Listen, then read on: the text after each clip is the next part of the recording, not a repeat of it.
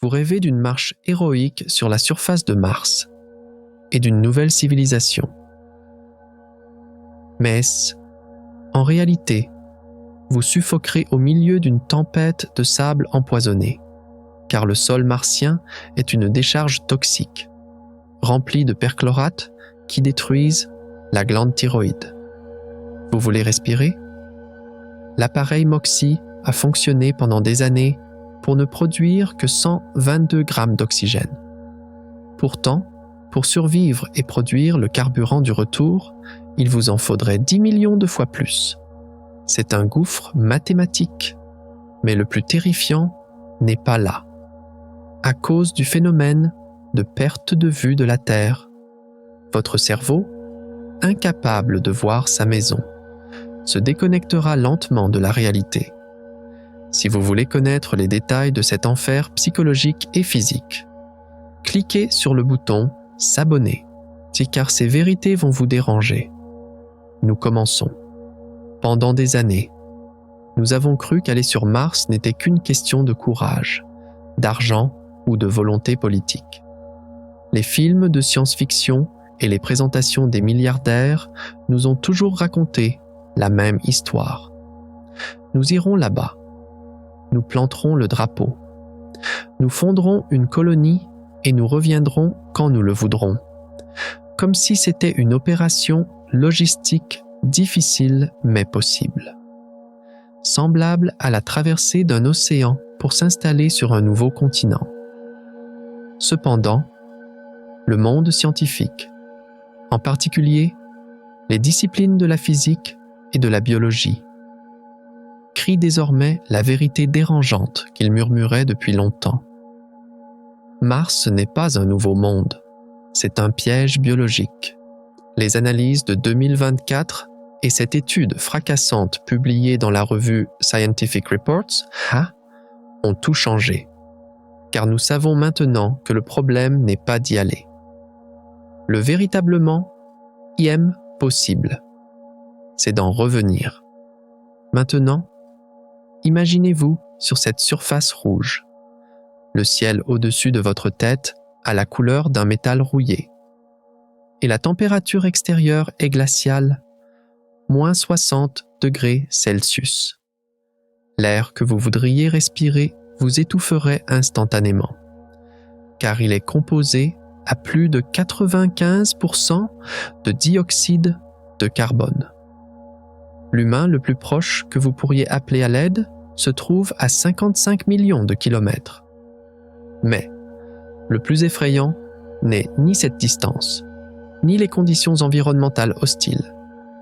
Le vrai problème, c'est que votre billet de retour a été annulé par les lois de la physique. Et ce n'est pas du simple pessimisme ou une insuffisance technologique.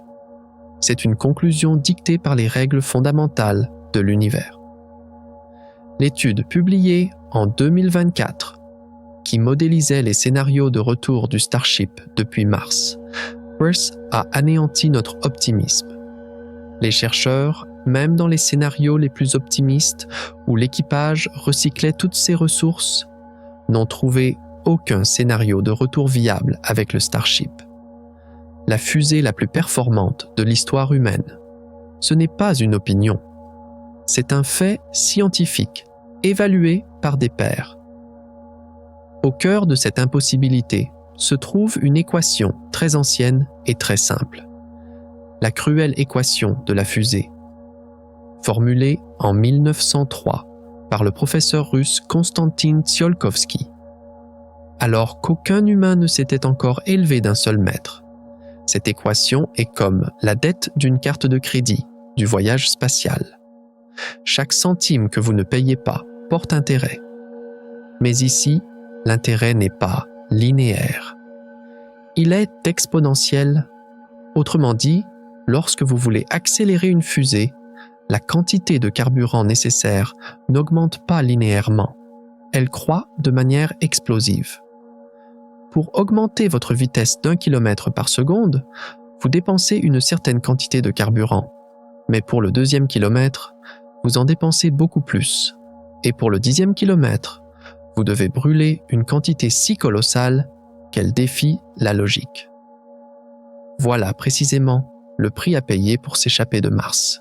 Cette quantité d'énergie nécessaire, nous l'appelons le delta V. Et pour revenir de la surface de Mars à la Terre, cette valeur varie entre 7 et 10 km par seconde.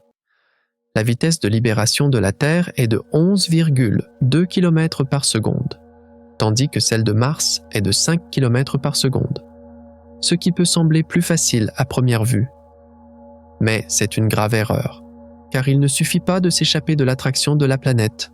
Il faut gagner de la vitesse dans le vide interplanétaire, corriger sa trajectoire et freiner en arrivant sur Terre. Le besoin total de changement de vitesse durant ce processus, ce budget critique de delta FIMF, se situe dans la fourchette de 7 à 10 km par seconde. Pas sur Terre. Nous avons des rampes de lancement gigantesques, des milliers d'ingénieurs et des centaines d'années de savoir accumulé pour y parvenir. Sur Mars, il n'y a que de la poussière et le silence. Alors, que signifient ces chiffres pour notre plus grand espoir actuel? Le Starship? Les ingénieurs de SpaceX ont repoussé les limites des fusées chimiques en concevant les moteurs Raptor, atteignant une impulsion spécifique de 380 secondes. C'est un score monumental qui montre l'efficacité du moteur, l'un des meilleurs de l'histoire. Cependant, l'équation de Tsiolkovsky est sans émotion. Même le meilleur moteur ne peut contourner ces règles. Pour un changement de vitesse de 7 km par seconde, votre rapport de masse doit être de 6,51. Regardez concrètement. Si votre fusée pèse 100 tonnes à vide, vous avez besoin de 555 tonnes de carburant pour la faire décoller et la diriger vers la Terre. Si la vitesse requise grimpe à 8 km par seconde, ce qui est très probable, la quantité de carburant nécessaire bondit soudainement à 753 tonnes. Les mathématiques ne s'arrêtent pas là. Elles deviennent encore plus cruelles. Un Starship plein transporte environ 1500 tonnes de méthane et d'oxygène liquide. Au décollage de la Terre, nous remplissons ce carburant avec des camions-citernes. MES. Chaque gramme des centaines de tonnes de carburant nécessaires pour le voyage de retour doit être produit sur la surface de Mars, où il n'existe pas encore une seule usine, une seule centrale électrique, ni même un seul mètre de pipeline. Alors la phrase « on produira sur place » sonne comme une solution simple, mais c'est l'équivalent d'échouer sur une île déserte et d'essayer d'y construire une raffinerie de pétrole à partir de zéro. De plus, vos matières premières sont une atmosphère toxique et des blocs de glace sales enfouis sous terre. L'étude de Mywald et son équipe, datée de 2024, réfute justement toutes ces espérances avec une certitude mathématique. Les chercheurs n'ont pas demandé « est-ce que ce serait une bonne idée ?» Ils ont demandé « est-ce physiquement possible ?» Pour un Starship d'un poids système de 100 tonnes, la valeur maximale de delta FIN réalisable depuis la surface de Mars a été calculée à 8711 mètres par seconde.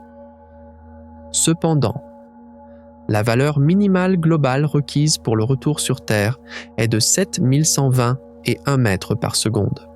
Sur le papier, il semble y avoir une marge d'environ 1500 mètres.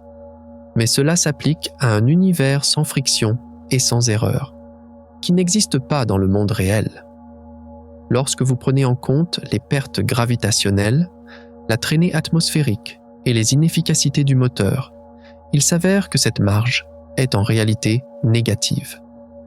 10 configurations de missions différentes ont été testées. Les temps d'attente ont été modifiés. Les trajectoires redessinées. Les charges utiles réduites. Le résultat est resté le même. Aucun scénario viable et sûr pour un retour de Mars avec l'architecture Starship n'a été trouvé. Face à cela, l'approche de la NASA est plus prudente, mais repose tout de même sur des gouffres technologiques immenses. Leur architecture de référence prévoit d'utiliser une petite capsule pour ramener l'équipage en orbite, HOT, au lieu d'un vaisseau géant, et de produire lentement le carburant sur la surface martienne pendant 16 mois. Ce processus, appelé ISRU, ou utilisation des ressources in situ, semble être une solution d'ingénierie brillante sur le papier. Prenez le dioxyde de carbone de l'atmosphère martienne. Combinez-le avec l'hydrogène de la glace souterraine et produisez du méthane via la réaction de Sabatier.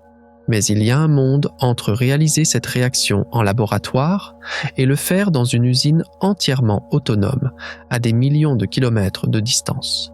Jusqu'à aujourd'hui, le seul appareil capable de produire de l'oxygène sur Mars était une boîte expérimentale de la taille d'un grille-pain sur le rover Perseverance, nommé MOXIE. Cet appareil a été activé 16 fois entre 2020 et 2023. Et la quantité totale d'oxygène produite n'était que de 122 grammes.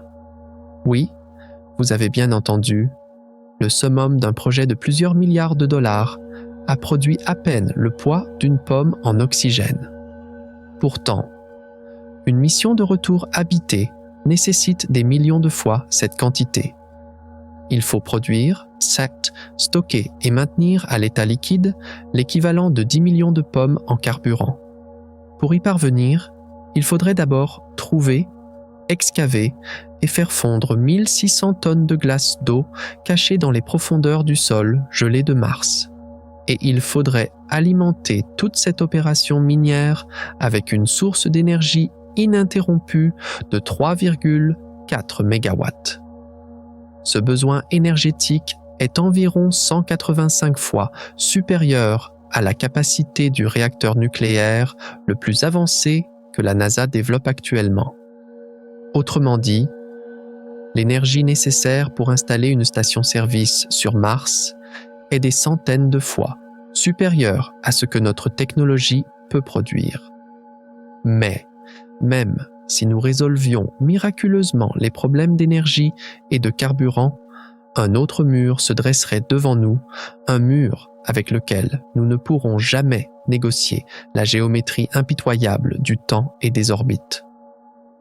Pendant des années, nous avons rêvé de Mars comme de la deuxième maison de l'humanité, la plus grande promesse d'aventure de l'ère moderne.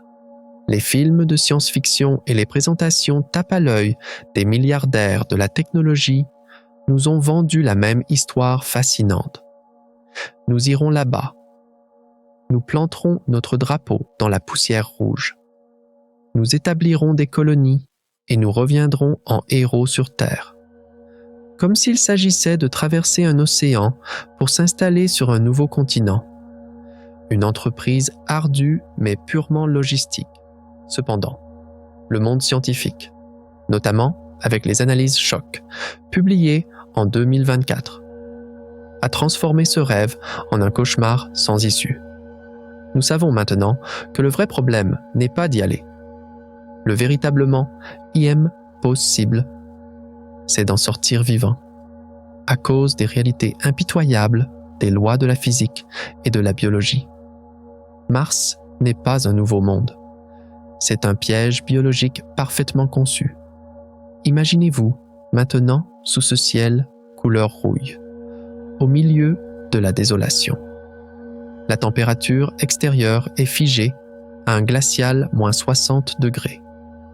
L'air que vous voudriez respirer vous étoufferait instantanément, car l'atmosphère est composée à plus de 95% de dioxyde de carbone toxique, le Taha. L'être humain le plus proche à qui vous pourriez demander de l'aide se trouve à 55 millions de kilomètres, derrière un silence qui, même à la vitesse de la lumière, dure plusieurs minutes. Mais la vraie peur ne vient pas de cette distance ou de l'environnement hostile. Le problème, c'est que votre billet de retour a été annulé par les lois fondamentales de l'univers. Ce n'est pas une prédiction pessimiste, mais la conclusion froide et définitive d'une étude évaluée par des pairs, publiée en 2024 dans la revue Scientific Reports. Les chercheurs ont modélisé dans les moindres détails les scénarios de retour du Starship, la fusée la plus puissante jamais conçue par l'humanité. Le résultat fut dévastateur. Même dans les scénarios les plus optimistes, où l'équipage recyclait tous ses déchets, aucun plan de retour viable n'a été trouvé. Les limites de radiation étaient dépassées. Les rapports de masse ne tenaient pas. Les limites psychologiques étaient brisées. En d'autres termes, les lois de la physique disent clairement ceci. Ce voyage n'est pas un triomphe technologique, mais une mission suicide à sens unique. Au cœur de cette impossibilité se trouve une équation simple mais impitoyable. Écrite en 1903 par le professeur russe Konstantin Tsiolkovsky. Cette équation est comme la dette d'un usurier du voyage spatial. Le prix en carburant que vous devez payer pour augmenter la vitesse n'est pas linéaire. Il augmente de manière exponentielle, c'est-à-dire en se multipliant. Si pour augmenter votre vitesse d'1 km par seconde, vous dépensez une certaine quantité de carburant, mais pour le 10e kilomètre, vous devez brûler des quantités colossales qui défient la logique. La variation de vitesse nécessaire pour revenir de la surface de Mars à la Terre, techniquement appelée delta-flaps, est de 7 à 10 km par seconde. Sans payer ce prix, la planète ne vous laissera pas partir. Sur Terre, nous avons des rampes de lancement gigantesques, des centres de contrôle et des armées d'ingénieurs pour y parvenir. Sur Mars, il n'y a que de la poussière et un silence mortel. Les chiffres ne mentent jamais pour faire décoller un véhicule de 100 tonnes de Mars, avec une variation de vitesse de 7 km par seconde. Vous avez besoin de 555 tonnes de carburant. Bon, si la mécanique orbitale exige une vitesse de 8 km par seconde, ce chiffre bondit soudainement à 753 tonnes. Chaque fragment de vitesse supplémentaire se paie par des centaines de tonnes de carburant, et ce carburant doit être prêt. Là-bas, sur le champ, beaucoup de gens pensent on produira le carburant sur place.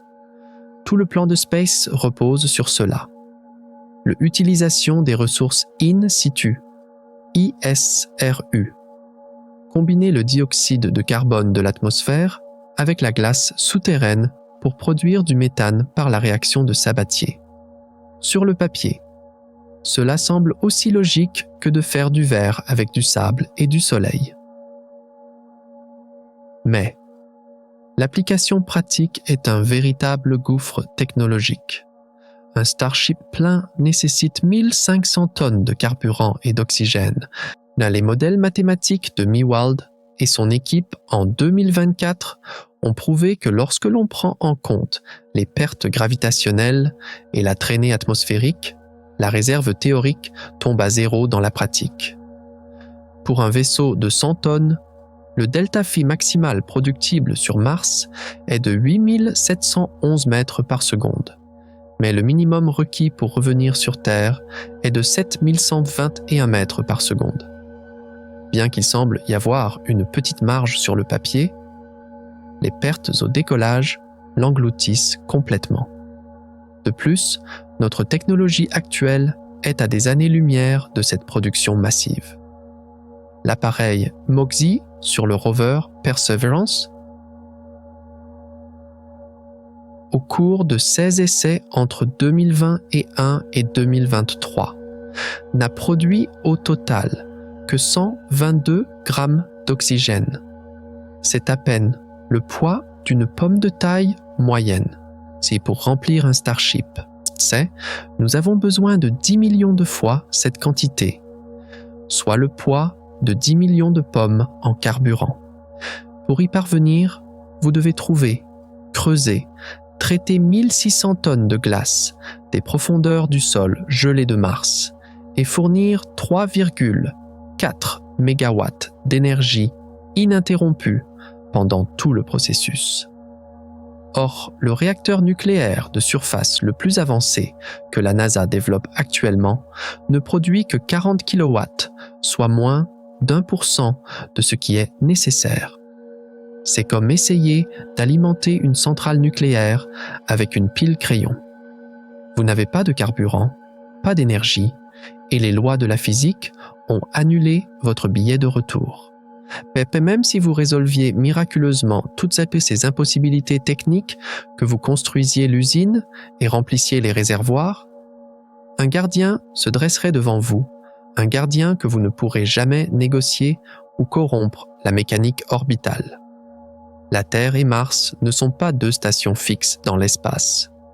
Ce sont des coureurs qui tournent autour du Soleil à des vitesses différentes, changeant constamment de position. Ces deux planètes ne s'alignent pour un vol économe en énergie que tous les 26 mois, durant une période appelée période synodique. Si vous manquez cette fenêtre, vous devrez attendre 2 ans de plus dans ce désert désolé avec des ressources limitées. Non, mais le vrai problème, c'est que pendant que vous attendez, vous n'êtes pas en sécurité. Car la surface de Mars est complètement dépourvue des boucliers invisibles qui protègent la vie sur Terre et cette absence vous laisse seul face au tueur le plus insidieux de l'univers, Diatsect, le rayonnement cosmique. La magnétosphère et l'épaisse atmosphère de la Terre agissent comme une armure géante qui arrête les particules mortelles venant du Soleil et de l'espace lointain. Mais sur Mars, cette armure n'existe pas. Le champ magnétique de la planète est mort il y a 4 milliards d'années et son atmosphère est 100 fois plus fine que celle de la Terre. Par conséquent, chaque seconde que vous passez à la surface, vous êtes sous un bombardement invisible. Le détecteur RAD à bord du rover Curiosity documente cette horreur en chiffres depuis 2012. Flatsheet 0,64 millisieverts par jour.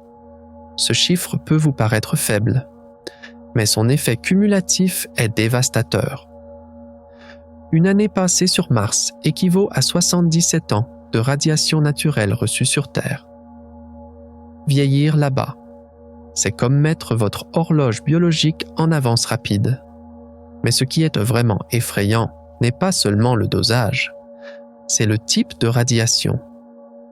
Les rayons cosmiques galactiques se distinguent des radiations terrestres, comme une balle de fusil se distingue d'une goutte de pluie. Les ions lourds qu'ils contiennent, comme des noyaux de fer ou de titane, ne font pas que chauffer vos cellules en les traversant. Ils les déchirent. Lorsqu'un ion de fer traverse le tissu cérébral, il laisse derrière lui un tunnel de destruction microscopique. Il élague les dendrites qui permettent aux neurones de communiquer, il brise les brins d'ADN. Des expériences menées à l'Université de Californie ont montré que les sujets exposés à ce type de radiation développaient un état appelé cerveau cosmique. La mémoire spatiale s'efface. Les réactions de peur sont altérées et la capacité de prise de décision s'effondre.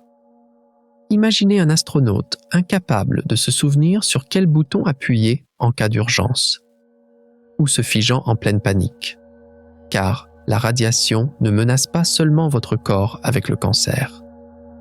Elle vous prive de vos facultés mentales, celles qui font de vous un humain, au moment précis où vous en avez le plus besoin. Comme si cet ennemi invisible ne suffisait pas, votre propre corps commence à vous trahir. La gravité de Mars n'est que de 38% de celle de la Terre. Une personne de 80 kg ne pèserait que 30 kg là-bas. Cela peut sembler agréable. Mais pour notre biologie, c'est une catastrophe.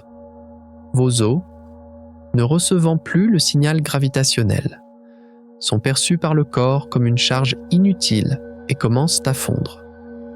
Alors que les femmes âgées à risque d'ostéoporose sur Terre perdent 1 à 2% de leur masse osseuse par an. Un astronaute subit cette perte en seulement 1 mois. Le processus est donc 10 fois plus rapide. À la fin d'une mission de 2 ans sur Mars, tout l'équipage sera confronté à l'ostéopénie, une grave fragilité osseuse. Leurs squelettes deviendront si fragiles qu'une simple chute sur la surface de Mars pourrait se solder par une fracture du fémur et la fin catastrophique de la mission. Le problème ne se limiterait pas au squelette, mais l'absence de gravité fait s'effondrer tous les systèmes. Le cœur, n'ayant plus à travailler aussi dur pour pomper le sang, commence à rétrécir. En 6 mois, la masse du ventricule gauche diminue de 12%. À cause du syndrome SANS, les fluides corporels se ruent vers le crâne, écrasant les nerfs optiques et provoquant des troubles de la vision permanents chez 70% des astronautes. Vos yeux se détériorent, votre cœur s'affaiblit, vos os fondent, et pendant que tout cela se produit, la force G que vous subirez lors du voyage de retour vers la Terre vous attend. La question de savoir si un cœur affaibli et des os fragiles peuvent pas résister à la secousse brutale de la rentrée atmosphérique est une question terrifiante et sans réponse. Mais même si le corps survivait d'une manière ou d'une autre, il n'y a aucune garantie que l'esprit puisse endurer. Aller sur Mars, c'est entrer dans une cellule d'isolement où la psychologie humaine n'a jamais été testée auparavant. L'expérience Mars 500 menée à Moscou a documenté l'effondrement mental de 6 personnes enfermées pendant 520 jours. L'un des sujets a montré des symptômes de dépression pendant 93% de la mission. Leur cycle de sommeil était tellement perturbé que l'équipage ne se voyait plus. L'un se réveillait quand l'autre dormait. Et n'oubliez pas, ces gens étaient dans un entrepôt à Moscou. Ils savaient qu'ils pouvaient ouvrir la porte et sortir. Dans une vraie mission martienne, le phénomène de disparition de la Terre se produira. Pour la première fois dans l'histoire de l'humanité, lorsque vous regarderez le ciel, vous ne verrez pas la Terre comme une bille bleue, mais comme un point pâle indiscernable des autres étoiles. À ce moment, le concept de foyer dans votre subconscient s'effacera. Le décalage de communication rend cette solitude d'absolu, en raison de la limite de la vitesse de la lumière, entre le moment où vous dites « bonjour » et celui où vous recevez la réponse. Il s'écoule de 4 à 24 minutes. Une conversation en temps réel. Un réconfort, un appel à l'aide en cas de crise est impossible. Si un astronaute fait une crise psychotique ou si une panne technique menace les systèmes de survie, le centre de contrôle sur Terre ne peut qu'assister en spectateur. L'équipage est seul face à son destin, au milieu d'un vide de 55 millions de kilomètres, dans les stations de l'Antarctique, les endroits les plus isolés de la Terre. 50% du personnel présente des symptômes psychologiques pendant l'hiver. Même là-bas, ils savent que l'hiver finira. Sur Mars, la date du retour est à la merci de la mécanique céleste, et cette date pourrait ne jamais arriver. Survivre dans ces conditions n'est pas seulement un test d'endurance, c'est un pari biologique. Tandis que la radiation modifie votre cerveau au niveau cellulaire, la faible gravité fait fondre votre cœur et vos os, et l'isolement brise votre perception de la réalité. Le corps et l'esprit humain ont évolué pendant des millions d'années pour une gravité de 1 G et l'atmosphère protectrice de la Terre. Aller sur Mars, c'est résilier unilatéralement ce contrat évolutif. Mais tous ces scénarios de destruction biologique et psychologique ne concernent que la phase de voyage et d'attente. La surface de Mars elle-même n'est pas un simple désert passif. C'est une planète hostile et toxique qui cache des armes chimiques actives pour vous tuer. Alors, qu'est-ce que cette terre rouge sur laquelle nous poserons le pied? Et pourquoi chaque bouffée d'air que nous prendrons transportera-t-elle un poison qui nous rongera de l'intérieur? Et à ce moment précis, au milieu de tous ces scénarios de cauchemars biologiques et psychologiques, Mars elle-même entre en scène. L'esprit humain imagine généralement le danger comme quelque chose de visible, de grand et de bruyant. Une explosion, un monstre ou une tempête gigantesque. Mais l'arme la plus mortelle de Mars n'est ni bruyante ni grande. Au contraire, elle est si petite qu'il est impossible d'en voir une seule particule à l'œil nu. Mais ce tueur microscopique recouvre chaque centimètre carré de la planète, Chatsis, et il n'y a aucune échappatoire. Son nom, la poussière chargée de perchlorate. Si le sol martien n'est pas seulement du sable rouillé, c'est une décharge de déchets chimiques toxiques. Le sol est saturé de composés oxydants puissants appelés perchlorate, extrêmement toxiques pour la glande thyroïde. La concentration atteint des niveaux que vous ne pouvez même pas imaginer. 5000 à 10 000 parties par million. Comparons cela à la Terre. Lorsque du perchlorate a été détecté dans l'eau potable du Massachusetts, la concentration était de quelques parties par milliard, soit 1/1000e de la concentration sur Mars. Et même avec cette détection, une crise de santé publique a été déclarée à l'échelle de l'État. Les sources ont été fermées. Des opérations de nettoyage d'urgence ont été lancées. Si sur Mars, ce poison vous attend partout où vous marchez, dans chaque particule d'air que vous respirez, dans chaque pli de votre équipement. La planète entière est contaminée. Le principe de fonctionnement de ce produit chimique est insidieux et impitoyable. Le perchlorate, de par sa structure chimique, ressemble beaucoup à l'iodure. Lorsqu'il pénètre dans votre corps, il se fixe sur les récepteurs d'iode de votre glande thyroïde et les bloque. La thyroïde a besoin d'iode pour produire les hormones qui régulent le métabolisme, la température corporelle, le rythme cardiaque et le développement du système nerveux. Mais, lorsque le perchlorate coupe cette voie, l'hypothyroïdie commence. Le résultat?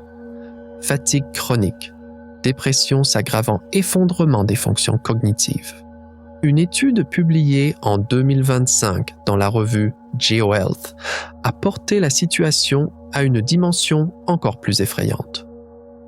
L'exposition chronique au perchlorate a été associée à l'anémie aplasique. C'est une condition mortelle où la moelle osseuse ne peut pas produire suffisamment de cellules sanguines. Rappelez-vous, la radiation ciblait déjà votre moelle osseuse. Maintenant, 2 machines de mort indépendantes attaquent le même organe vital en même temps. L'une de l'extérieur, l'autre de l'intérieur. Ce n'est pas une coïncidence, c'est un siège biologique parfait. Mais le danger de la poussière n'est pas seulement chimique, c'est aussi un instrument de torture physique. Les astronautes des missions Apollo ont fait l'expérience de la nuisance que représente la poussière lunaire. Harrison Schmitt a rapporté avoir eu de graves réactions allergiques, semblables au rhume des foins, à cause de la poussière qui s'était infiltrée dans le module lunaire. Mais la poussière martienne est bien pire que la poussière lunaire. La taille moyenne des particules est de 1 à 3 micromètres. Le diamètre d'un cheveu humain est d'environ 70 micromètres. Ces particules de poussière sont donc au moins 50 fois plus petites qu'un cheveu. Cette taille signifie qu'elles peuvent descendre jusqu'aux recoins les plus profonds des poumons, directement dans les alvéoles. Une fois qu'elles s'y installent, elles ne sortent jamais et déclenchent une inflammation chronique. De plus, cette poussière n'est pas une simple silice. Elle contient des oxydes de fer nanophasés qui produisent des espèces réactives de l'oxygène. Ces substances décomposent le tissu pulmonaire au niveau cellulaire. Elle contient également de la silice cristalline, qui est la principale responsable de la silicose mortelle observée chez les mineurs sur Terre. Autrement dit, respirer sur Mars. C'est comme aspirer des éclats de verre microscopiques dans vos poumons à chaque seconde. Et en 2025, le microphone SuperCam du rover Perseverance a révélé une autre caractéristique de cette poussière, l'électricité. Le rover a enregistré 55 décharges triboélectriques pendant les tempêtes de poussière. C'était la première preuve directe de l'activité électrique dans l'atmosphère martienne. Les particules de poussière se frottent les unes contre les autres, se chargent en électricité statique et collent ainsi comme des aimants à tout, absolument tout. Il est impossible de la nettoyer de votre scaphandre.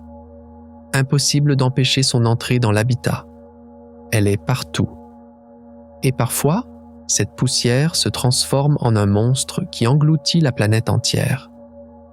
Des tempêtes de poussière mondiale plongent Mars dans l'obscurité environ tous les 5,5 années terrestres. Rappelez-vous cette fameuse tempête de 2018. Elle a duré des mois et a tué le vénérable rover Opportunity. Au plus fort de la tempête, la quantité de lumière solaire atteignant la surface est tombée en dessous de 1%.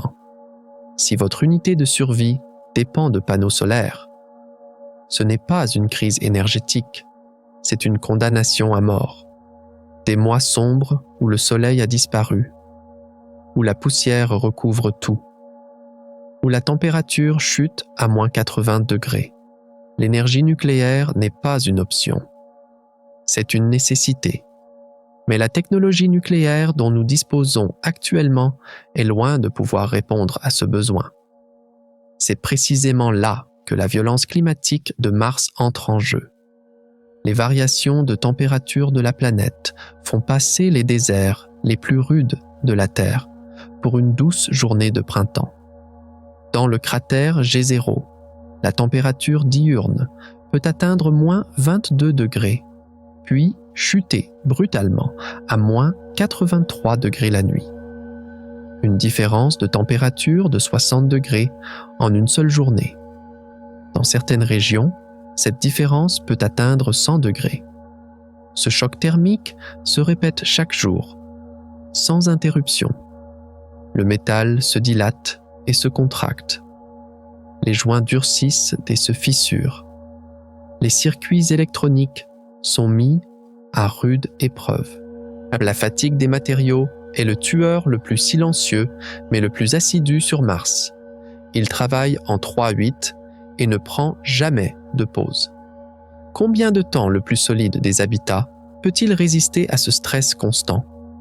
La pression atmosphérique est une autre blague mortelle.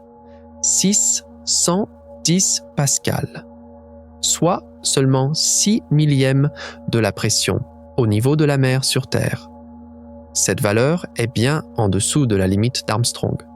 C'est le point où l'eau commence à bouillir à la température du corps.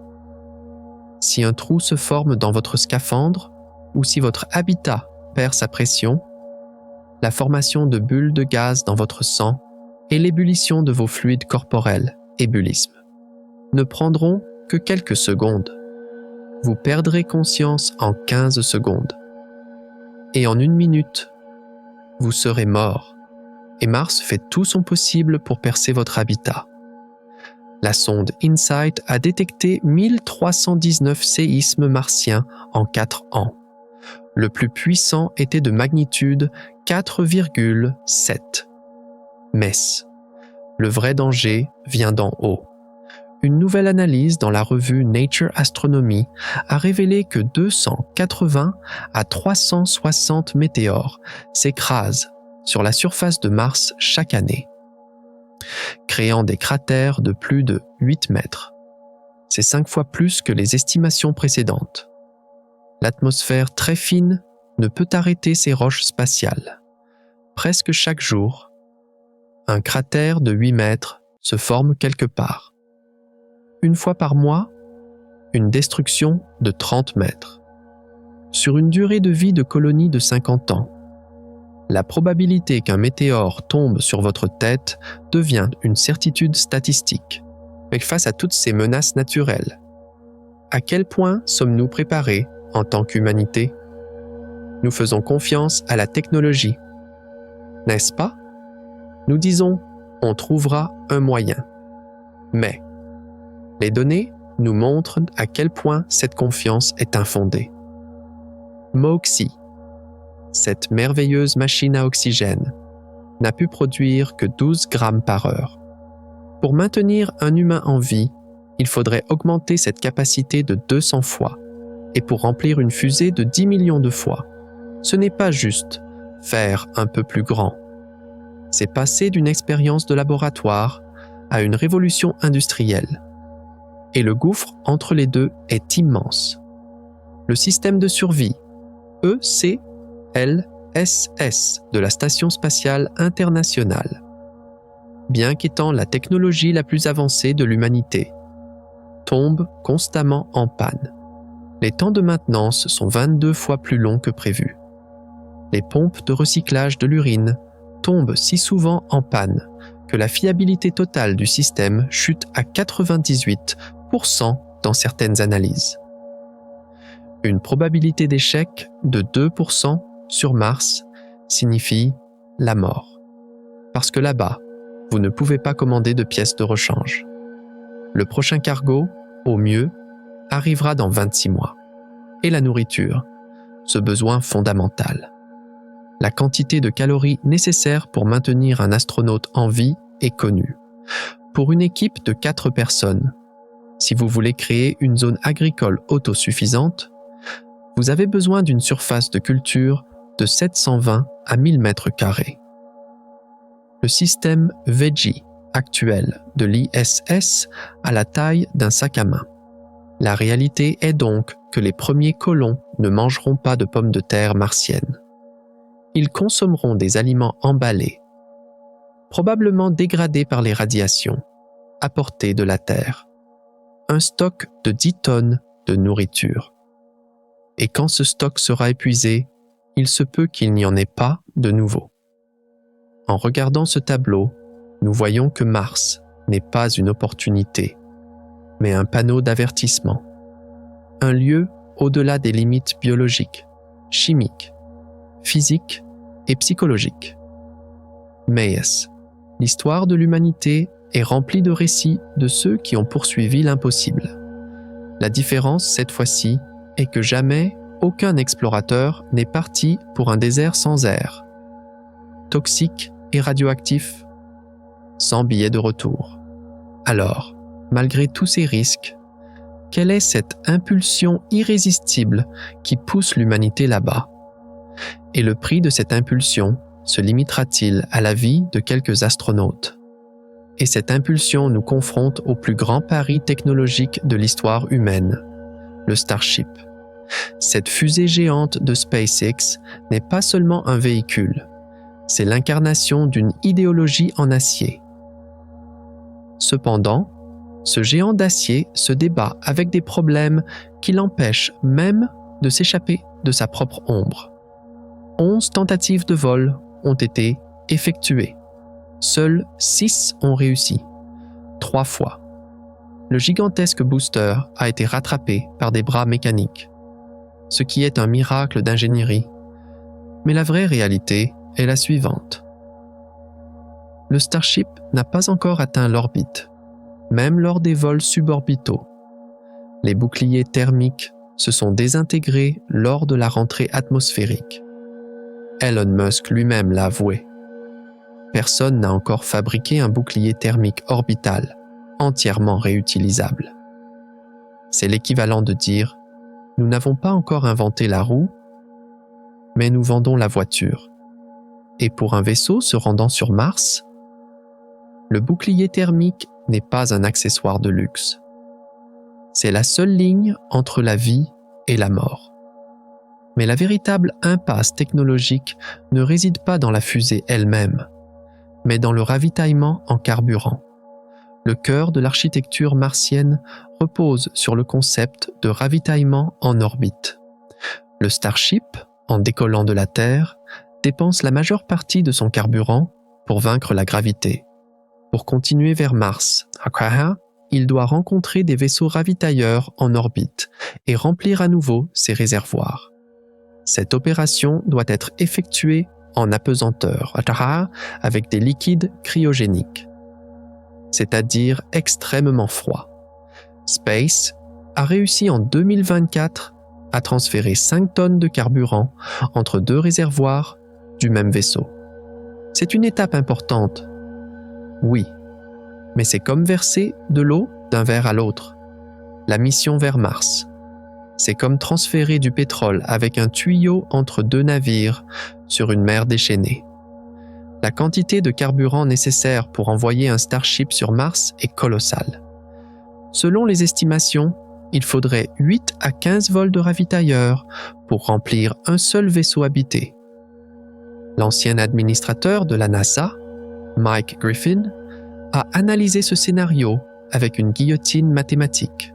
Même si le taux de réussite de chaque lancement était de 98%, ce qui est plus élevé que celui des fusées les plus fiables de l'histoire, la probabilité de terminer une série de 15 vols sans erreur n'est que de 67 à 74%. Autrement dit, avant même de quitter l'orbite terrestre, la probabilité d'échec de la mission est proche de pile ou face. Une chance sur 4 que quelque chose tourne mal pendant le ravitaillement et que le vaisseau de plusieurs milliards de dollars se transforme en débris spatial. Pire encore, les plans de SpaceX présentent des lacunes béantes. L'entreprise a conçu une fusée fantastique. Oui, mais tout le reste, les systèmes de survie, les boucliers anti-radiation, les stratégies de rentrée dans l'atmosphère martienne, la production d'énergie à la surface, la nourriture, les médicaments est simplement supposé. Comme si quelqu'un allait s'en occuper d'ici là. Mais personne ne s'en occupe. Même les simulations sont insuffisantes pour savoir comment un véhicule de 100 tonnes atterrissant sur Mars freinera dans l'atmosphère. Car l'atmosphère de Mars est à la fois trop fine pour freiner efficacement et trop dense pour créer une chaleur de friction massive. Ce paradoxe est le cauchemar des ingénieurs. La stratégie de la NASA, atterrir en petits morceaux, est complexe et coûteuse. La stratégie de SpaceX, atterrir en un seul morceau, est simple, mais physiquement non prouvée. Au milieu de toutes ces incertitudes technologiques, les échéances d'Elon Musk s'éloignent constamment, comme un mirage. En 2016, il avait dit « Nous enverrons des humains en 2024 ». En 2020, il a dit « Je suis très confiant pour 2026 ». En 2025, il a discrètement changé de cap vers la Lune. Le 9 février 2026, il a annoncé dans un tweet que la priorité de SpaceX était la base lunaire et que la ville martienne commencerait dans 5 à 7 ans. C'était le plus grand recul stratégique en 24 ans d'histoire de l'entreprise. Le rêve martien a été une fois de plus reporté à la prochaine décennie. Et dans l'industrie spatiale, la prochaine décennie signifie souvent jamais. Ces reports et ces insuffisances techniques nous amènent au bord d'un précipice éthique. Vous vous souvenez du projet Mars One ? Un entrepreneur néerlandais a promis un voyage aller simple vers Mars et a déclaré qu'il le financerait avec une émission de télé-réalité. Il n'avait ni fusée, ni ingénieur, ni argent. Juste un site web et un rêve. Malgré cela, 200 000 personnes ont postulé. 200 000 personnes ont dit oui à une mort sans retour. Cela montre à quel point le désir d'exploration de l'humanité est fort, mais à quel point sa perception du risque est faible. Les gens veulent croire aux histoires d'héroïsme. Les faits scientifiques, eux, recouvrent ces histoires d'un voile froid. Le plus grand problème éthique pour une véritable colonie martienne n'est pas la décision des adultes, mais le sort des enfants. Si un enfant naît sur Mars, cet enfant pourrait ne jamais pouvoir revenir sur Terre. À ses os, ses muscles et son cœur se formeront selon la gravité martienne, un tiers de celle de la Terre. La gravité de un jet de la Terre serait pour lui comme une presse écrasante. Cet enfant, à cause du choix de ses parents, deviendrait une espèce biologiquement étrangère à la Terre. Homo martis, une nouvelle espèce humaine, incapable de retourner sur sa propre planète, emprisonnée dans une cage rouillée. Ce n'est pas seulement un problème de colonisation, c'est une expérience de spéciation. Et cette expérience sera menée sur des bébés dont le consentement n'a pas été obtenu. Des visionnaires comme Robert Zubrin tentent de minimiser ces problèmes massifs en proposant des véhicules plus petits et plus réalistes comme le Starboat. Au lieu de vaisseaux géants de 120 tonnes, des véhicules plus maniables nécessitant moins de carburant. C'est une approche d'ingénierie logique.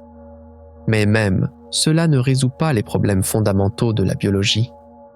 La radiation est toujours là. Le perchlorate est toujours là. L'isolement est toujours là. Changer la taille d'une boîte de conserve ne change pas les limites biologiques de l'humain à l'intérieur. En conclusion, aller sur Mars, ce n'est pas seulement construire une fusée, c'est redessiner l'être humain. Parce qu'avec notre biologie actuelle, nous n'appartenons pas à cet endroit. L'évolution nous a façonnés pour les conditions accueillantes de cette planète bleue. Un air oxygéné, un bouclier magnétique, de l'eau en abondance et une gravité de 1 G. Ce ne sont pas des luxes, ce sont les conditions fondamentales de notre existence. Mars n'offre rien de tout cela. C'est une planète conçue non pas pour soutenir la vie, mais pour la détruire. Et nous, malgré toute notre arrogance technologique, nous sommes toujours des êtres organiques fragiles. C'est pourquoi les premiers voyageurs de Mars seront les figures les plus courageuses, mais aussi les plus tragiques de l'histoire. Ils s'engageront sur un chemin dont ils ne pourront jamais revenir. La Terre qu'ils laisseront derrière eux se transformera avec le temps en un simple souvenir, puis en une légende, et enfin en une étoile pâle dans le ciel. Et eux, dans cette poussière rouge, luttant pour respirer avec des machines, pour se chauffer avec des réacteurs et pour préserver leur santé mentale les uns avec les autres, feront peut-être la plus grande découverte de toutes, les limites de ce que signifie être humain. Alors, quelles clés scientifiques avons-nous pour dépasser ces obstacles biologiques, physiques et psychologiques, ces lois impitoyables imposées par la nature? Ou la porte restera-t-elle verrouillée pour toujours? Mais pour entrebâiller cette porte, nous devons d'abord comprendre les mécanismes complexes qui se cachent derrière l'adaptation du corps humain à Mars. Jusqu'à présent, nous nous sommes concentrés sur les scénarios catastrophes et les statistiques effrayantes. Mais les scientifiques n'attendent pas sans rien faire dans ces impasses biologiques. Au contraire, ils essaient de résoudre le problème en le décomposant en ses éléments les plus fondamentaux, les cellules et les gènes. Il ne s'agit pas seulement de construire une fusée plus rapide, il s'agit d'une guerre d'ingénierie pour redessiner le passager à l'intérieur de la fusée, c'est-à-dire nous. Examinons de plus près les fronts de cette guerre, ces expériences radicales menées dans le silence stérile des laboratoires. Le premier grand front est la ligne de défense pharmacologique développée contre les effets destructeurs des radiations. Si vous ne pouvez pas arrêter les radiations, vous devez réparer les dommages qu'elles causent. C'est comme rendre vos vêtements imperméables lorsque vous ne pouvez pas éviter d'être mouillé par la pluie. Les scientifiques travaillent actuellement sur une classe spéciale de médicaments appelés radioprotecteurs. Le plus connu d'entre eux est l'amifostine, une substance développée pendant la guerre froide pour protéger les soldats en cas d'attaque nucléaire. L'amifostine, une fois dans le corps, s'infiltre dans les cellules et neutralise les radicaux libres, ces balles chimiques créées par les radiations. Les radicaux libres sont des molécules instables qui errent comme des mines flottantes dans la cellule, frappant l'ADN, brisant les chaînes et provoquant des mutations. L'amifostine, elle, capture ces molécules et les transforme en composés inoffensifs, protégeant ainsi la bibliothèque génétique de la cellule. Cependant, le coût physique de ce mécanisme de défense est élevé. L'amifostine doit être prise à des doses élevées pour être efficace et ces doses provoquent des effets secondaires tels que de graves nausées, des vomissements et une tension artérielle dangereusement basse. Il est inacceptable qu'un astronaute vomisse ou s'évanouisse constamment pendant le voyage vers Mars. C'est pourquoi les chercheurs se tournent maintenant vers une méthode plus sophistiquée. Les cocktails d'antioxydants. Ces cocktails contiennent des versions renforcées par la nanotechnologie d'antioxydants puissants, comme la N-acétylcystéine, le sélénium, la vitamine E et le coenzyme Q10. L'objectif est de faire en sorte que ces substances atteignent directement les mitochondries des cellules, leur centrale énergétique, car c'est là que les radiations causent le plus de dégâts. Elles détruisent l'ADN mitochondrial et arrêtent la production d'énergie de la cellule. Si nous pouvons recouvrir la mitochondrie d'une armure, nous pouvons augmenter la capacité de la cellule à se réparer de 40 à 60%.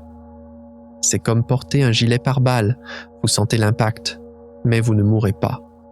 Le deuxième grand mécanisme est l'utilisation radicale de la technologie d'édition génétique CRISPR-Cas9. C'est l'éditeur copier-coller de la biologie. Et les scientifiques discutent maintenant de l'utilisation de cet éditeur pour ajouter une résistance aux radiations au génome humain. Chez dans la nature, des créatures microscopiques, appelées tardigrades, peuvent survivre même si elles sont exposées à des milliers de fois plus de radiation que ce qu'un humain peut supporter. Le secret de cette résistance est une protéine spéciale appelée DSUP, Damage Suppressor. La protéine DSUP s'enroule étroitement autour de l'ADN du tardigrade et le protège comme un bouclier physique.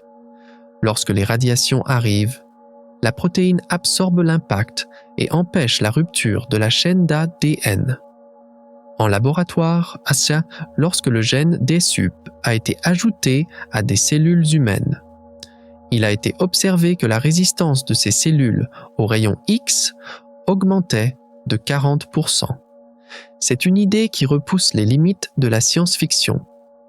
Modifier la génétique des astronautes qui iront sur Mars, c'est les transformer de purs humains en super-organismes, génétiquement améliorés.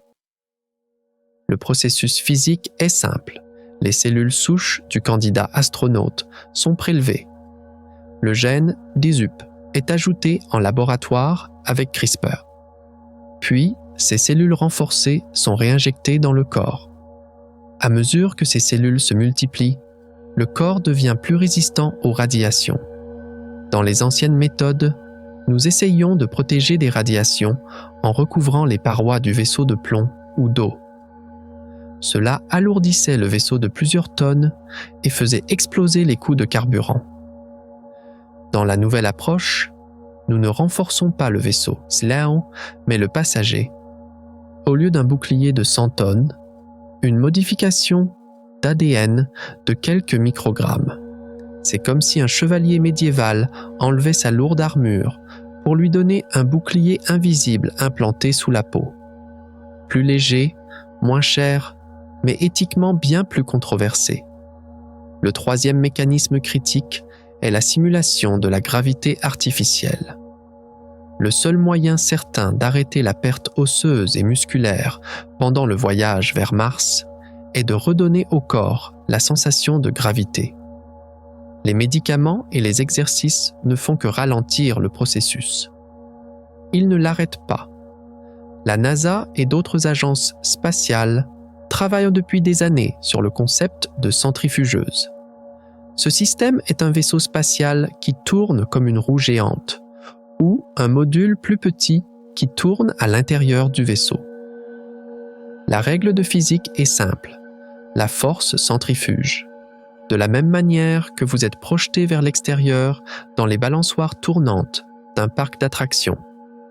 Les astronautes, à l'intérieur d'un vaisseau en rotation, sont poussés contre les parois. Cette force de poussée imite la gravité.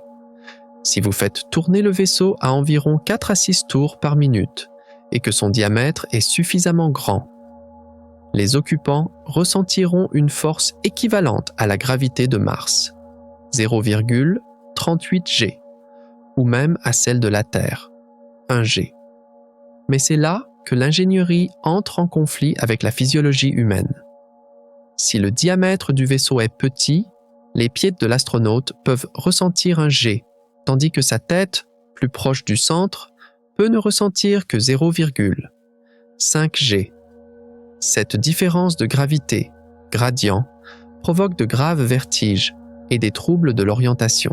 Tabi cet effet, appelé effet de Coriolis. Simons perturbe le centre de l'équilibre dans votre oreille interne.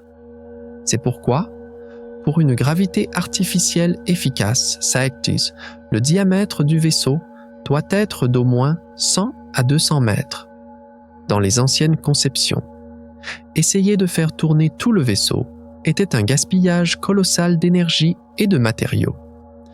Dans les nouvelles conceptions, la Hull, on propose un système de tether, taxaw, c'est-à-dire d'attache. Le Starship ne se sépare pas de son dernier étage au début du voyage. Au lieu de cela, un câble solide d'1 kilomètre est tendu entre les deux. Les deux parties tournent autour d'un centre. De cette façon, on obtient un rayon de rotation énorme sans construire une structure géante, juste avec un câble. C'est comme faire tourner une pierre avec une corde. Plus la corde est longue, plus la pierre tourne de manière stable.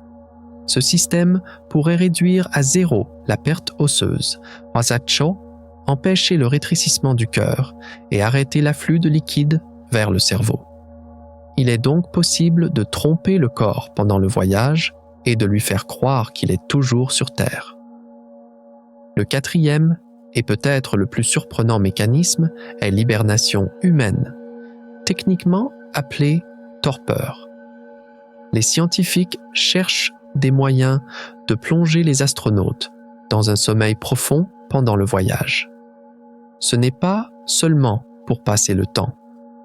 C'est une stratégie critique pour conserver les ressources et réduire les dommages causés par les radiations. En état de torpeur, la température corporelle est abaissée d'environ 5 à 7 degrés. Le taux métabolique ralentit de 50 à 70%. C'est comme mettre un ordinateur en mode veille. Le système fonctionne mais consomme un minimum d'énergie. Dans cet état, les astronautes consomment moins d'oxygène, boivent moins d'eau et produisent moins de déchets. Réduire de 50% les stocks de nourriture et d'eau pour un équipage de 4 personnes, c'est économiser des tonnes sur le poids du vaisseau. Plus important encore, les cellules en état de torpeur sont plus résistantes aux radiations. Lorsque le métabolisme ralentit, la division cellulaire s'arrête presque. Les radiations endommagent le plus les cellules en division, car l'ADN est alors dans son état le plus vulnérable. Si vous arrêtez la division cellulaire, vous réduisez la cible. L'Agence spatiale européenne, ESA, étudie la possibilité de déclencher cet état à l'aide de molécules de synthèse. Dans la nature, Les ours et les écureuils le font déjà. Nous essayons simplement de trouver leur clé biologique et de l'utiliser sur nous-mêmes. Dans les anciennes méthodes, les astronautes étaient éveillés, ils mangeaient, faisaient du sport et consommaient constamment des ressources. Avec la méthode de la torpeur, ils se transforment en colis. Silencieux, immobiles et protégés. Ils n'ont plus besoin des vastes espaces de vie nécessaires lorsqu'ils sont éveillés. De petites capsules de sommeil blindées contre les radiations suffisent. Tous ces mécanismes, boucliers génétiques, cocktails pharmacologiques, gravité artificielle et hibernation, sont des bouées de sauvetage théoriques conçues pour amener l'homme sain et sauf sur Mars. Chacun d'eux est logique en soi, conforme aux lois de la physique et prometteur à l'échelle du laboratoire. Mais le passage de la théorie à la pratique est toujours un processus sanglant. Il y a un monde entre protéger une cellule et protéger un être humain entier, entre endormir une souris et endormir un astronaute. Et la vraie question reste en suspens. Ce qui émergera de la combinaison de ces technologies sera-t-il encore un être humain? Ou sacrifierons-nous une partie de notre humanité pour survivre? Et ce sacrifice ne se limitera pas au voyage. Il prendra une forme encore plus radicale dès notre atterrissage sur la surface de Mars. Car le problème le plus fondamental qui nous attend là-bas n'est pas un simple problème d'ingénierie, mais la question de savoir comment produire de l'eau et de l'air, les éléments constitutifs de la vie, de manière continue, fiable et durable. Sur Terre, l'eau coule lorsque vous ouvrez le robinet. Vos poumons se remplissent d'oxygène lorsque vous prenez une grande inspiration. Ce sont des cadeaux gratuits qui nous sont offerts. Mais, sur Mars, chaque goutte d'eau et chaque molécule d'oxygène doivent être le produit de réactions chimiques complexes et de dépenses énergétiques massives. C'est là que les scientifiques comptent sur des technologies appelées systèmes de support de vie en boucle fermée, qui imitent la nature mais la comprimant à l'intérieur d'une machine. L'exemple le plus avancé de ces systèmes est l'ECLSS, Environmental Control and Life Support System, actuellement utilisé sur la Station spatiale internationale ISS. La logique de base de l'ECLSS est simple. Rien n'est gaspillé, tout est transformé. Ce n'est pas comme un bédouin du désert qui gère son eau avec parcimonie. C'est comme un alchimiste qui transforme les eaux usées en eau potable. Le système collecte l'urine, la sueur et même l'humidité de la respiration des astronautes. Cette eau sale est soumise à un processus de distillation rotative. En apesanteur, il est difficile de séparer les liquides. C'est pourquoi un tambour utilisant la force centrifuge vaporise l'eau et la sépare des déchets solides. Ensuite, cette vapeur d'eau est condensée, filtrée, désinfectée à l'iode et renvoyée dans le réservoir d'eau potable. Le processus physique est conçu pour fonctionner avec une efficacité de 98%. C'est-à-dire que sur 100 litres d'eau entrant dans le système, 98 litres sont récupérés. La perte de 2% restante est considérée comme une perte inévitable. Dans ce système, l'eau n'est pas un produit de consommation que l'on boit et que l'on jette, mais un élément d'inventaire en rotation constante. Le café que vous buvez aujourd'hui est en fait le café que vous avez bu hier, comme le disent en plaisantant les astronautes de l'ISS. Ici, le café ne s'épuise jamais. Il est juste constamment filtré. Dans les anciennes missions spatiales, comme les programmes Apollo ou Shuttle, l'eau était transportée depuis la Terre et les eaux usées étaient rejetées dans l'espace. Cette méthode était adaptée aux missions courtes, mais pour une mission de 2,5 ans comme Mars, il est impossible de transporter des tonnes d'eau. Le nouveau système élimine la charge utile et rend l'équipage presque totalement indépendant en eau. Cependant, pour que ce système fonctionne sur la surface de Mars, il y a un autre grand obstacle à surmonter: l'énergie. L'ISS est proche du Soleil et produit une grande quantité d'électricité grâce à ses immenses panneaux solaires. Quand Mars est beaucoup plus loin du Soleil et est souvent plongé dans l'obscurité par des tempêtes de poussière qui durent des mois.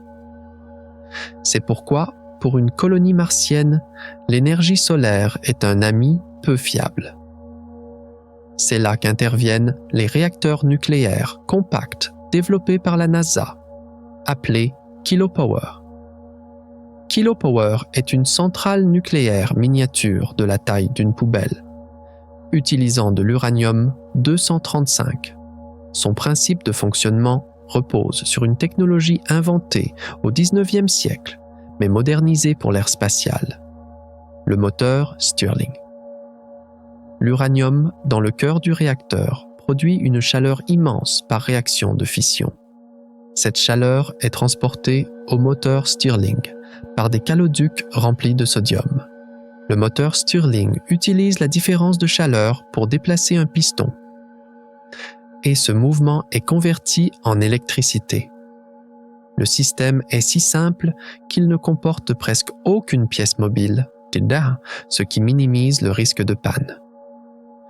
Une unité Kilopower peut produire 10 kW d'électricité, et cette production se poursuit sans interruption pendant 10 ans, sans être affectée par la tempête, la nuit ou la poussière. Pour maintenir une colonie sur Mars, il faut 4 ou 5 de ces unités.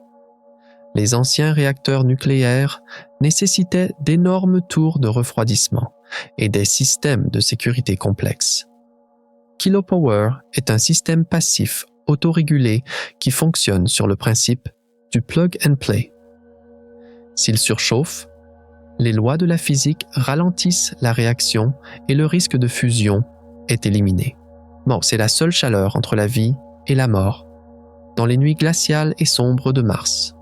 Un autre mécanisme vital est la technologie MOXIE, Mars Oxygen In Situ Resource Utilization Experiment, qui convertit le dioxyde de carbone de l'atmosphère martienne en oxygène. L'atmosphère de Mars est composée à 96% de dioxyde de carbone, CO2. Ce gaz est toxique pour les humains, mais pour un chimiste, c'est une matière première. MOXIE fonctionne comme une pile à combustible inversée. Normalement, les piles à combustible combinent l'hydrogène et l'oxygène pour produire de l'électricité et de l'eau. MOXIE, lui, utilise l'électricité pour décomposer le dioxyde de carbone. Le système aspire l'atmosphère martienne, Prascon, la comprime et la chauffe jusqu'à 800 degrés. À cette haute température, les molécules de CO2 deviennent instables. Lorsqu'elles passent à travers une membrane en céramique appelée cellule d'électrolyse à oxyde solide, les atomes d'oxygène, O, se séparent du monoxyde de carbone, CO. L'oxygène pur est collecté d'un côté, tandis que le monoxyde de carbone est rejeté comme déchet. Ce processus est similaire à la photosynthèse d'un arbre. Mais c'est une méthode électrochimique, pas biologique.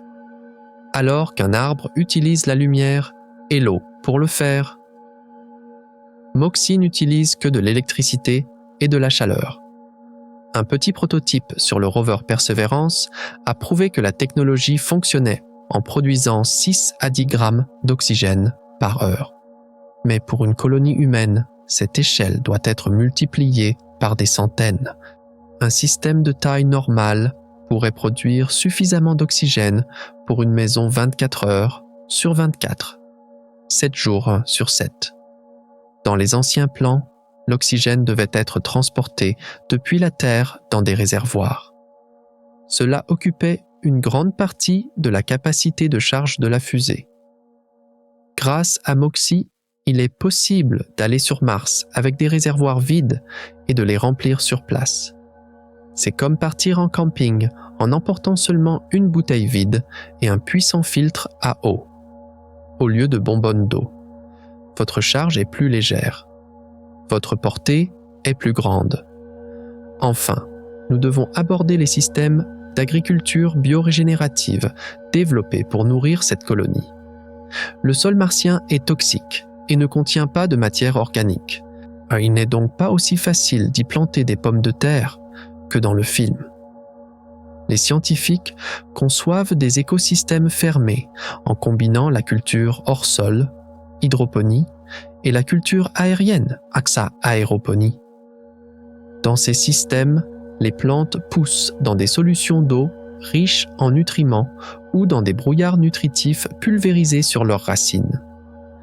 Au lieu de la terre, la lumière ne vient pas du soleil, mais de lampes LED violettes réglées sur les longueurs d'onde exactes dont la plante a besoin pour la photosynthèse.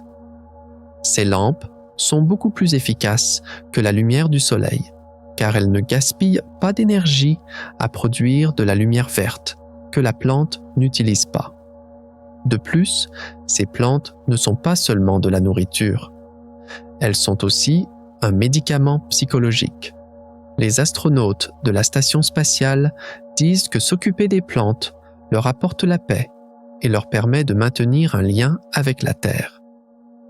Les anciens aliments spatiaux étaient des choses séchées, sans goût et sans texture, dans des tubes ou des emballages sous vide. Les systèmes biorégénératifs offrent des aliments frais, croquants et vivants.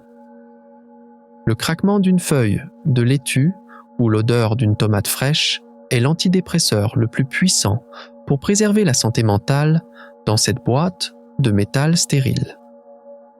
Ces systèmes purifient les eaux usées, transforment le dioxyde de carbone en oxygène et produisent de la nourriture. Ils créent donc un cycle hybride autonome où la machine et la biologie sont imbriquées. Toutes ces technologies, les alchimistes qui purifient les eaux usées, les poêles qui chauffent en brisant l'atome, les arbres qui produisent de l'air respirable à partir d'un air toxique et les jardins qui poussent sous une lumière violette sont des merveilles d'ingénierie conçues pour rendre la vie possible sur Mars. Chacune est une copie artificielle des services naturels généreux que la Terre nous offre. Cependant, aucune de ces copies n'est aussi parfaite, sans faille et réparatrice que l'original. Une machine peut être réparée si elle tombe en panne, mais si la nature se brise, les conséquences peuvent être catastrophiques. Et maintenant, nous approchons de l'épreuve finale de toutes ces préparations, de toutes ces solutions théoriques et de toutes ces victoires de laboratoire, le moment du grand départ, lorsque l'humanité s'assiera à la table pour jouer le plus grand pari de son histoire. Toutes les cartes seront sur la table.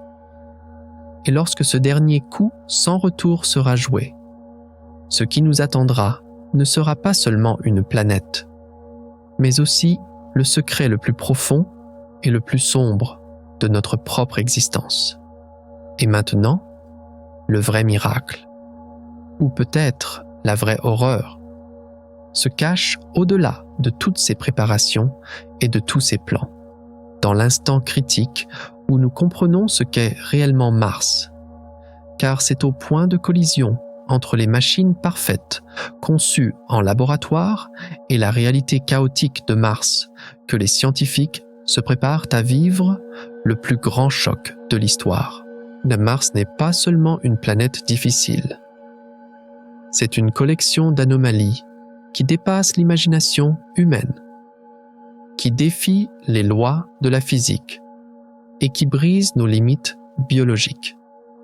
Et les pièces les plus rares de cette collection sont cachées dans ces moments de catastrophe épiques que nous avons jusqu'à présent négligés ou sous-estimés, mais qui menacent en réalité notre existence. Alors, attachez vos ceintures car il est temps de rencontrer le vrai visage de Mars. Sa nature sauvage et indomptable. Le premier moment épique a eu lieu le 20 mai 2024, lorsque le détecteur EURAD à bord du rover Curiosity s'est mis à hurler. Ce jour-là, quelque chose s'est produit sur la surface de Mars. Quelque chose a déchiré le ciel. Une masse de plasma géante arrachée au Soleil, ISEC-7, une éruption solaire de classe X12, a frappé l'atmosphère de Mars. Ce n'était pas un vent solaire ordinaire, c'était un tsunami de radiation qui a atteint directement la surface. Car la planète n'a pas de bouclier magnétique. Les détecteurs ont enregistré une dose de 8100 microgrès en un seul instant. Ce chiffre est des centaines de fois supérieur à une seule radiographie thoracique, bien au-dessus de la limite annuelle d'un travailleur de centrale nucléaire. Et cette dose est arrivée en quelques secondes, sans aucun avertissement. L'ampleur de cet événement a secoué le monde scientifique, car les modèles n'avaient pas prédit qu'une éruption aussi puissante pourrait atteindre la surface de Mars avec une telle énergie. Les caméras de Curiosity ont été enneigées par l'effet des radiations, c'est-à-dire que les capteurs ZSH surchargés sont devenus aveugles. Le satellite Mars Odyssey a perdu son orientation et a été temporairement mis hors service. Si un astronaute avait été à la surface à ce moment-là, la dose reçue aurait provoqué un syndrome d'irradiation aiguë. Vomissements, saignements, défaillance d'organes et une mort inévitable en quelques jours. Et le plus terrifiant était que, lorsque cet événement s'est produit, les systèmes d'alerte sur Terre n'ont pu donner le signal que 50 minutes avant que les radiations n'atteignent Mars. 50 minutes. Vous n'avez que 50 minutes pour trouver un abri, y courir et sceller les portes. Les patrouilles, si vous êtes en sortie extravéhiculaire, si vous êtes loin de votre rover. Ces 50 minutes seraient de votre dernier compte à rebours. Cet événement a pulvérisé les théories. Pendant des années, on a cru que l'atmosphère de Mars, bien que fine, pouvait absorber les pires effets des éruptions solaires. Mais l'éruption X12 a fait s'évaporer cette croyance. L'atmosphère n'était pas un bouclier, mais un simple rideau de tulle. Les scientifiques ont été choqués par ces données. La surface de Mars possède un environnement radiatif beaucoup plus dynamique et mortel que nous le pensions. Ont-ils écrit dans leur rapport? Ce n'était pas une découverte, c'était un avertissement. Mars n'était pas un désert tranquille, mais un champ de tir cosmique. Et nous étions en plein milieu de la cible. Le deuxième moment épique est venu avec cet article fracassant publié dans la revue Science, qui étudiait le comportement des étoiles semblables au Soleil. Radical de l'histoire évolutive de notre espèce. Car lorsque ces vaisseaux partiront pour Mars, leurs occupants ne quitteront pas seulement la Terre, ils navigueront vers une nouvelle forme d'existence que nous ne connaissons pas, en repoussant les limites de la définition de l'humain. Ce n'est pas seulement un changement de géographie, c'est un processus de métamorphose biologique. Et nous, ceux qui restent, en assistant à cette transformation, devront réinterroger notre propre place et notre propre destin. Le dernier et le plus profond paradoxe qui se présente à nous, ici, est l'équilibre délicat entre séparation et intégrité.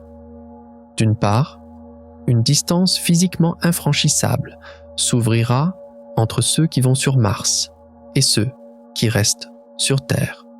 Ils ne respireront pas l'air que nous respirons,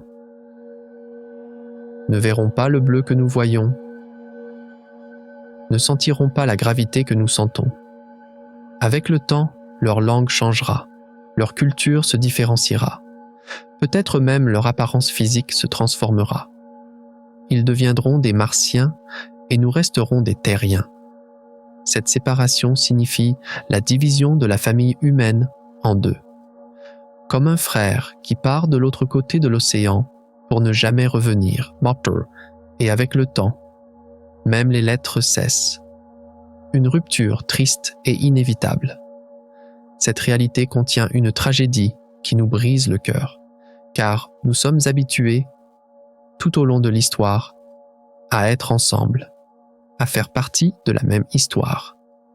Des tribus aux empires, des nations au village global. Nous avons toujours essayé d'élargir le cercle. Mais Mars brise ce cercle. Ceux qui y vont ne font plus partie de notre histoire. Ils sont les auteurs de leur propre histoire. Leurs enfants apprendront l'existence de la Terre comme une terre ancestrale, peut-être comme une mythologie. Une goutte de pluie, banale pour nous, sera pour eux une légende inimaginable. Cette rupture n'entraînera pas seulement une aliénation physique, mais aussi émotionnelle. Mais derrière cette tragédie se cache une beauté immense qui élève l'âme humaine. Car cette séparation est en fait le plus grand triomphe de la stratégie de survie de l'humanité. Nous faisons preuve de la sagesse de ne pas mettre tous nos œufs dans le même panier. Cette partie qui se détache de la terre est en fait la graine qui se sacrifie pour la continuation du tout et qui prend un nouveau départ, comme une fleur de pissenlit qui libère ses graines au vent. Nous laissons nos propres enfants aux étoiles. Même s'ils s'éloignent de nous, ils portent en fait notre plus grand héritage, notre désir de vivre et d'explorer. Leur succès sera notre succès. Leur survie sera notre continuité. La séparation est triste, mais c'est aussi le seul moyen de grandir et de s'étendre. Toi aussi, tu fais partie de ce processus, car en toi aussi se livre une bataille entre le désir de rester attaché à tes racines et l'envie de partir au loin. Parfois, tu veux être chez toi, en sécurité et au chaud. Parfois, tu veux tout laisser tomber et te lancer dans l'inconnu. Les colons de Mars sont les courageux représentants de ce côté de toi qui veut partir. En les regardant, tu vois tes propres rêves non réalisés, ton propre aventurier refoulé. Leur départ te rappelle aussi tes propres adieux dans ta vie, tes propres sorties de ta zone de confort. Nous, ceux qui partent et ceux qui restent, sommes séparés, mais nous sommes les deux faces de la même expérience humaine. Ils partent pour que nous puissions espérer. Nous restons pour qu'ils puissent se souvenir. À ce stade, nous devons faire face à une question très spéciale qui se dégage des profondeurs du texte source. Souvenez-vous de ces 200 000 personnes qui envisageaient d'aller sur Mars. Ces volontaires qui ont pris ce billet sans retour. Lorsqu'on leur a demandé pourquoi, leur réponse était souvent au-delà de la logique. Certains ont dit « écrire l'histoire », d'autres « chercher un sens », d'autres simplement par curiosité. Mais en réalité, ils disaient tous la même chose sans le savoir. Je veux faire partie de quelque chose de plus grand que la banalité de cette vie. Et toi, que ressens-tu en regardant ta propre vie? Ne ressens-tu pas parfois que ce monde est trop petit pour toi? Que tu étouffes dans les routines quotidiennes et que tu veux poursuivre un but plus grand, plus significatif? Aller sur Mars est en fait la forme la plus concrète, la plus radicale de ce grand but.